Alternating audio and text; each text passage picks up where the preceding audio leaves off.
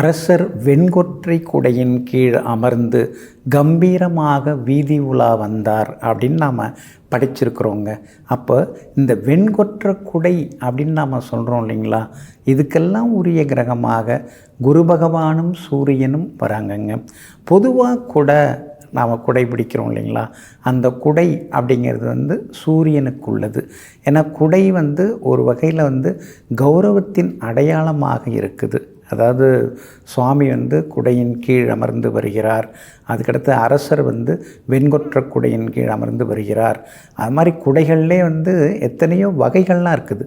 ரத்தினங்களால் ஆன குடைகள் இருக்குது, முத்தால் ஆன குடைகள் இருக்குது, அதே மாதிரி வைரத்தால் ஆன குடைகள்லாம் இருக்குது. பொதுவாக குடைங்கிறது சூரியனுக்கு உரியதாகும் அப்படின்னு ஜோதிட நூல், பழைய நூலில் சொல்லப்பட்டிருக்குங்க. அதே மாதிரி இப்போ சாலையில் நிழற்குடை அமைக்கிறாங்க இல்லைங்களா, ரோட்டோரமாக பார்த்திங்கன்னா மழைக்கு அல்லது வெயிலுக்கு ஒதுங்கிறதுக்காக நிழற்குடை அமைப்பாங்க. அதுக்குரிய கிரகம் எது? சந்திரன். அப்போது நிழற்குடையை பார்க்கும்போதெல்லாம் உங்களுக்கு சந்திரனோட ஞாபகம் இனிமே வரணும். அது மாதிரியான அமைப்பு. அது சந்திரன் அதிபதியாக இருக்கிறார். அதுக்கடுத்தது மழை வெயிலுக்காக நாம் பிடிக்கிற குடை, அது செவ்வாய்க்குரிய குடை. அதாவது வெயிலுக்காக குடைக்கிறது செவ்வாய்க்குரியதாகும். அரசனுக்கு உள்ளது தான் அந்த கொற்றவனுக்குரிய குடை அப்படின்னு நாம் சொல்கிறோம் இல்லைங்களா, அது குரு பகவானும் சூரியனுக்கும் உள்ளது. அதுக்கடுத்தது கோவில்களில் சுவாமி திருக்குடையின் கீழ் அமர்ந்து வருகிறார் அப்படின்னு சொல்லி வரும்பொழுது அங்கேயும் குரு பகவானும் சூரியனும் தான் வராங்கங்க. பொதுவாக சூரியன் சந்திரன் ஒருத்தவங்க ஜாதகத்தில் சேர்ந்திருந்தா அமாவாசை அன்னைக்கு பிறக்கிறது. அதாவது சூரியன் சந்திரன் எப்போ சேர்ந்திருக்கும்? சதுர்த்தசியிலேருந்தே சேர்ந்திருக்கும். சதுர்த்தசி திதி, அதுக்கடுத்தது அமாவாசை, அதுக்கடுத்தது பிரதம திதி. இந்த 3 திதியில் பிறந்தவங்க அவங்களுக்கெல்லாம் சூரியனும் சந்திரனும் ஜாதகத்தில் ஒன்றா இருக்கும். அப்போ இந்த 2 கிரகங்கள் ஒன்றா இருக்கும் பொழுது சில தடங்கல்கள் எல்லாமே சில நேரங்களில் இருக்கும். எதெடுத்தாலும் தாமதமாக கிடைக்கும், தகுதியானது உடனே கிடைச்சிடாது, வருத்தப்பட்டு அதுக்கு பிறகு சந்தோஷப்பட வேண்டியிருக்கும், நேரத்துக்கு எதுவும் நடக்காது. இந்த மாதிரி பாதிப்புகள் இருந்தாலே அவங்கெல்லாம் குடையை தானமாக செய்கிறது ரொம்ப நல்லது. அப்போது குடை தானம் இந்த 3 திதிகளில் பிறந்தவங்க, குறிப்பாக அமாவாசைக்கு முந்தின நாள், அதுக்கு அடுத்த நாள் பிறந்தவங்க குடை தானம் செய்கிறது ரொம்ப ரொம்ப நல்லதுங்க.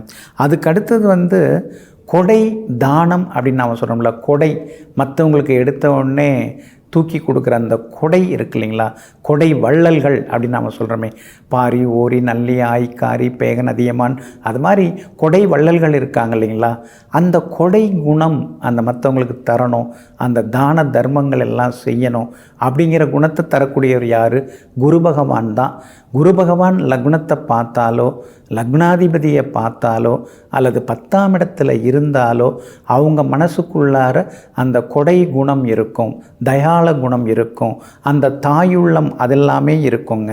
கேட்ட உடனேயே எதையுமே யோசிக்காமல் அள்ளித்தரக்கூடிய கிரகம் சூரியன். சூரியன் 10ஆம் இடத்துல இருந்தாலோ, சூரியன் லக்னாதிபதியாக இருந்தாலோ கேட்ட உடனே அள்ளி கொடுத்துருவாங்க.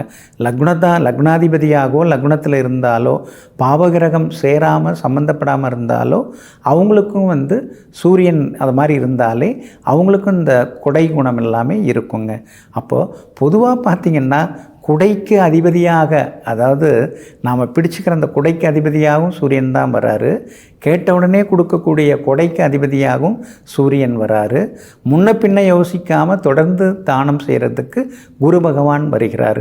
இப்படி பலவிதமான குணங்கள், யார் யாருக்கு என்னென்ன குணங்கள் இருக்கும் அப்படிங்கிறதெல்லாம் ஜோதிட சாஸ்திரத்தினுடைய பழைய நூல்களில் சொல்லப்பட்டிருக்கு.